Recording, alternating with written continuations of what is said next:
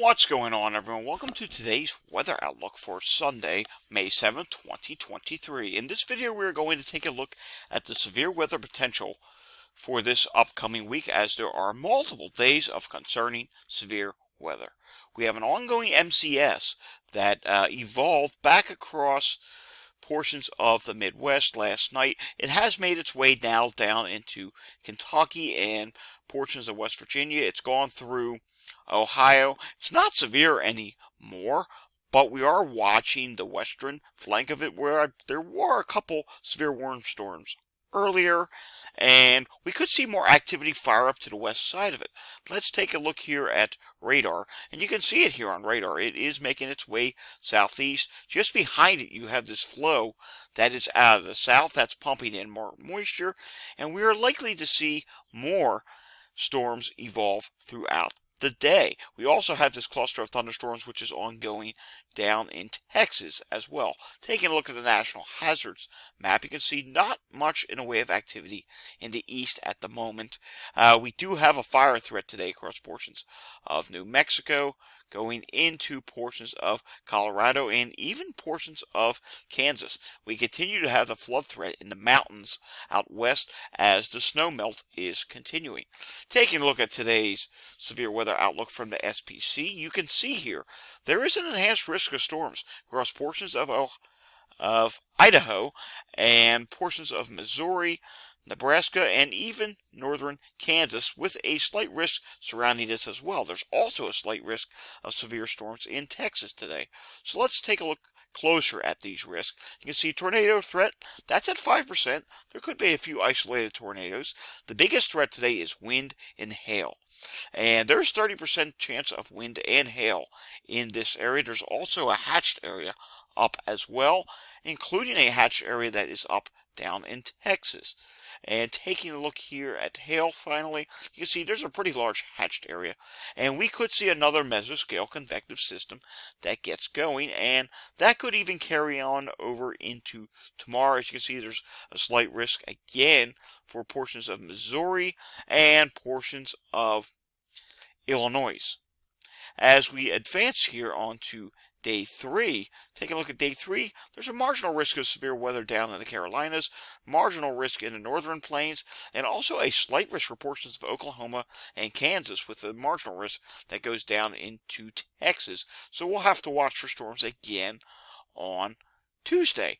Then as we go even further into the forecast, as we head to Thursday, there is the risk of severe weather from Texas through portions of Nebraska. So it is going to be a very active week. Taking a look here at the NAM model, let's time some of this out, shall we? And as you can see here, the NAM model is not really doing a very good job with the current convection that's ongoing in portions of Kentucky. You can see here, it is fairly well underdone at this time. But look what happens this evening. Number one, the old MCS actually brings back some life in Tennessee. Then the new MCS gets going in portions of Iowa, and that really gets going. It almost tries to form a derecho, but I don't think this is going to become a derecho because it's not going to be all that fast moving. And watch what happens. It then, as we head into tomorrow night, it tries to get going again with this area of low pressure that develops with it across the Ohio Valley, and that does make its way southeast into Virginia, though by the time it gets to Virginia, probably won't be talking about severe thunderstorms, but a decent rain threat nonetheless. And let's take a look at some rainfall totals from the NAM. We'll just go through the entire 48 hours, and you can see there's some localized pockets here of 2 to 4, even locally 5 inches of rainfall. So there will be a flooding threat with this, and mind you, this is likely underdone for right now in Kentucky, because again, let's pull up radar in Kentucky. Look at this. You can see here, there is a large swath of convection, some training convection. There is one severe storm now, and this is concerning. If they see multiple more rounds of storms like this, there is definitely going to be a flash flood threat. And check this out. The NAM also has a really high convective area in northern Texas. Whether that happens or not remains to be seen. Let's take a look a bit at the longer range picture. Here's the GFS for the same picture for late tonight into tomorrow. You can see very active picture with multiple areas of severe weather threats. That similar thing will happen again tomorrow night. And then again on Wednesday, as we head to Tuesday night into Wednesday. Look at this. You can see it really gets active in places like Kansas, down here in Texas, the Gulf Coast. And as we go even further out, you can see we have this southern flow that sets up late in the week, and that could propose a bigger severe weather threat with an increased chance of a potential for tornadoes and hail. So that's something we're going to have to watch. And that threat will stay for multiple days. It may shift a little bit east as we get ahead to next weekend. Then behind that, look what the GFS does now. It has this really strong trough that comes into the northeast. Whether that's going to happen or not remains to be seen. Look at the previous run. It hardly even had it. Now all of a sudden it's showing it. Let's check out the Canadian for the same time frame, shall we? The Canadian tries to show this trough, but it's not as cold, it's not as deep, but it does develop this area of low pressure, which is rather impressive, and it's something we'll have to watch for late next weekend. All right, precipitation totals for this week, for the next 7 days. Check this out here.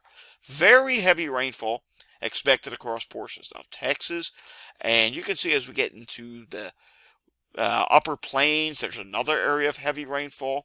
Then back across here, across Kentucky, the Ohio Valley. So it's going to be a very active week for a lot of people. 6 to 10 day temperature outlook. Well above average in the Northeast, well above average in the West Coast. You haven't heard me say that in a long time. Look at the Pacific Northwest. Well above average temperatures. But where you're having all this convection, rainfall, Texas, Four Corners region, below average temperatures. 8 to 14 day continues to be below average in Texas through the Great Lakes. The western U.S. well above average and slightly above average on the East Coast. Then we get to rainfall, and look at this. This is really good news for the drought-stricken region of Texas. Well above average precipitation. I mean, look here in Arizona, New Mexico border. That is the highest shade of above average that we can get on this map. Slightly above average in the Tennessee Valley and Ohio Valley. Well below average in the Pacific Northwest. And near normal in the Northeast and the upper Midwest. 8 to 14 days continues to be above average in Texas. Well above average in the Four Corners region.